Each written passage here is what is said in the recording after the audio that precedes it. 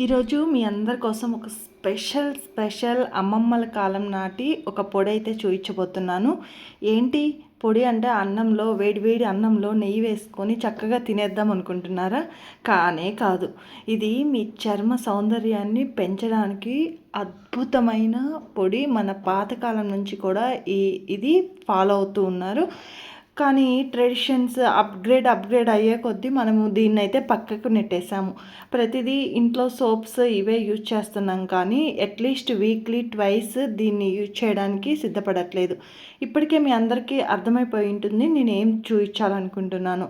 So నేనైతే సున్నిపిండిని prepare చేస్తున్నాను. దీనికోసం పెసలు, పచ్చిపప్పు, అలాగే రైస్ ఇవన్నీ నేను సమపాలంలో తీసుకున్నాను. ఈ 3 క్వాంటిటీస్ కూడా ఎక్కువగా తీసుకోలేదు.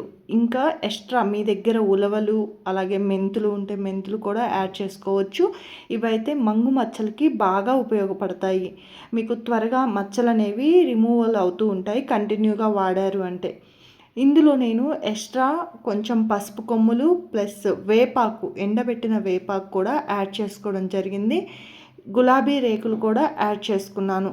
మీ దగ్గర గులాబీ రేకులు లేకపోయినా లేదంటే వేపాకు లేకపోయినా పర్వాలేదు, కానీ ఇవి యాడ్ చేసుకోవడం వల్ల వేపాకు చేదుతనం వల్ల మన చర్మం మీద ఏమైనా బ్యాక్టీరియా లాగా జిడ్డుదనం ఉన్నా చాలా బాగా ఉపయోగపడుతుంది. ఫ్రెష్నెస్ని అయితే ఇస్తుంది, ఆరెంజ్ ఫ్రెష్నెస్ని ఇస్తుంది.